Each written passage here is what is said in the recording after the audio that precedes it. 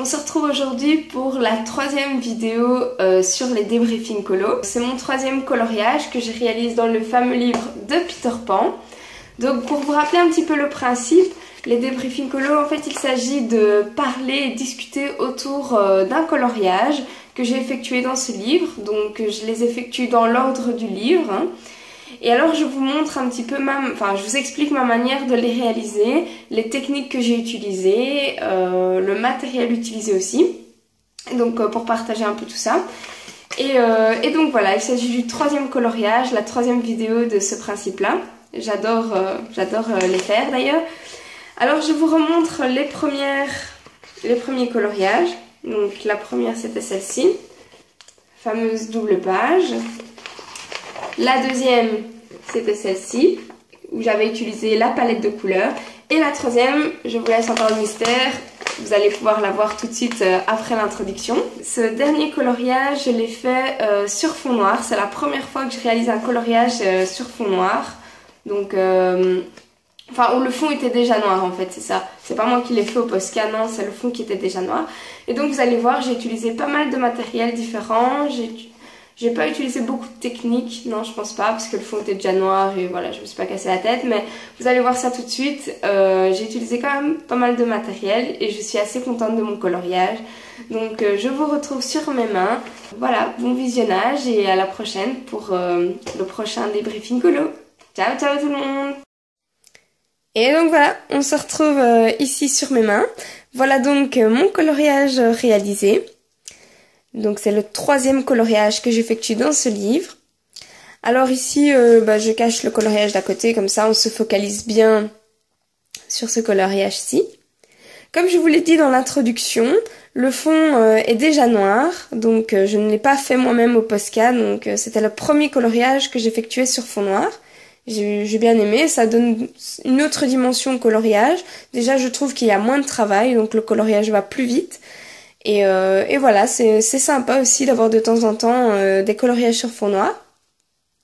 Alors, pour colorier donc ce dessin, j'ai utilisé différents matériaux. Donc pour commencer, en termes de crayon, j'ai utilisé tout simplement les Prismacolor. Donc pour faire, les Prismacolor, je les ai utilisés où? Je les ai utilisés pour toutes les nuances de bleu. Je les ai utilisés donc pareil ici, le bleu clair, pour les feuilles vertes, et c'est tout. Donc voilà, ici donc on a juste les Prismacolor à ce niveau-là. Alors j'ai utilisé 3 bleus différents et pour avoir ces effets un peu d'ondulation, donc j'ai tout simplement appuyé là où j'estimais qu'il y avait un peu l'ombre, si vous voulez, de la fumée, du nuage. Et alors je relâchais la pression de mon crayon pour éclaircir et puis je réappuyais, puis je rééclaircissais, voilà, pour rester logique. Et j'ai fait ça avec toutes mes nuances de bleu.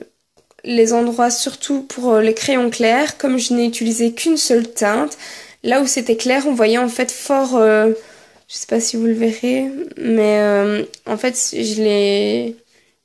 on voyait fort le papier qui paraissait en fait en dessous du crayon, donc vous voyez le grainage du papier si vous voulez. Et ça moi j'aime pas du tout, donc quand j'ai cet effet là et que je dois plus replacer vraiment de couches, soit je repasse de l'essence sans odeur, là où c'est très clair, parce que c'est souvent là qu'on les retrouve, soit je repasse le crayon blanc. Et dans ce cas-ci, moi j'ai repassé du crayon blanc. Donc j'ai utilisé le Prismacolor blanc pour un peu blender, atténuer les traces blanches qu'on voyait du papier. Voilà, donc pour les nuances de vert, j'en ai utilisé 2. Donc pareil, le foncé au plus clair, j'ai un petit peu dégradé, je me suis pas pris la tête, ça a été assez vite. Je suis restée vraiment dans les mêmes teintes de vert. Alors ensuite, pour faire les étoiles, ici j'ai utilisé un autre média. Donc j'ai utilisé ceci. Donc c'est de la gouache dorée. Que j'aime beaucoup utiliser. Voilà, bon je les ménage pas, mes peintures, donc elles sont un peu... Il y a du vert dedans, mais c'est pas grave. Bon, je les utilise. Alors ce que je fais pour les utiliser, ces gouaches-là, je les utilise pas pures en fait, parce que pures comme ça on verrait trop les traces de pinceau sur mes étoiles. Ce que je fais, c'est que je prends une petite palette à côté de moi, Donc c'est celle-ci que j'ai utilisée. Je dépose un petit peu de gouache sur ma palette et je viens ajouter un tout petit peu d'eau, histoire de diluer un petit peu la gouache, mais pas trop parce que sinon ça fait trop aquarelle et les pigments on les voit plus trop. Bon après ça peut donner un effet hein, si c'est ça que vous recherchez, mais moi c'était pas le cas. Je voulais juste pas que ce soit trop pâteux, qu'on voit trop les traces de pinceau quoi. Et donc je suis venue appliquer ma peinture tout simplement avec un pinceau classique. Et donc voilà, ça donne un petit effet brillant sur la page. Voilà, j'aime bien donner des petits effets comme ça. Alors donc la feuille clochette pareil, hein, aussi avec cette gouache-ci. Et alors tous les petits points autour de l'ombre de Peter Pan sont aussi faits avec cette gouache-là. Et en fait les points étaient déjà dessinés sur le coloriage, hein. J'avais plus qu'à les remplir dans une couleur. Et pour les remplir au pinceau, ça n'allait pas, ça faisait des trop grosses taches, ça n'allait pas. Alors j'ai tout simplement pris un cure-dent en fait. Et donc je suis venue tremper mon cure-dent dans ma palette, dans mon petit mélange de peinture. Ici c'est sec, hein, mais quand ma peinture était fraîche. Et je suis venue appliquer par petites touches. De temps en temps, je faisais comme ça, des petits ronds pour faire des plus gros points. Et de temps en temps, tac, je tapotais juste pour déposer de la couleur et c'était tout. Alors je suis venue entourer les étoiles avec mon Posca blanc, donc le même Posca que je vous avais montré dans la vidéo précédente. Hein. Celui-là, à mon avis, vous allez le retrouver plusieurs fois, hein. Un indispensable. Et tous les petits points aussi dans mes bleus, les petits points Posca, voilà.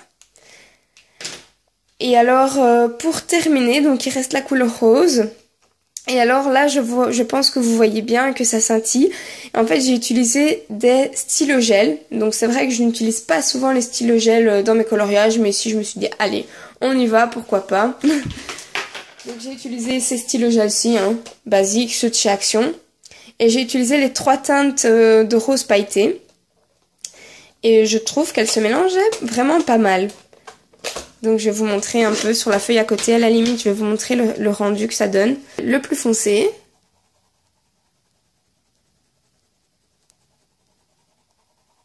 Ce qui est chouette, c'est qu'elles sont très pigmentées, elles sont bien fournies en paillettes. Donc moi je les aime bien. La couleur intermédiaire. On peut franchement repasser en fait avec les stylogels. On peut mélanger aussi les couleurs, on peut aussi faire des petits dégradés. Évidemment c'est pas fait pour faire des grandes surfaces quoi. Mais pour des petits détails ici comme les fleurs, je trouvais ça pas mal. Et la couleur la plus claire.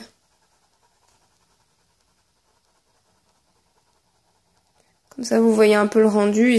Et j'ai vraiment utilisé ces 3 teintes là uniquement. J'ai rien fait d'autre. Et je repasse avec mon plus clair un peu partout, histoire de mélanger les... Si vous regardez mon coloriage, vous allez voir qu'on voit pas vraiment de démarcation. Voilà, comment j'ai fait. Et je trouve le rendu plutôt sympathique. Et alors pareil ici, hein, donc j'ai utilisé les mêmes teintes.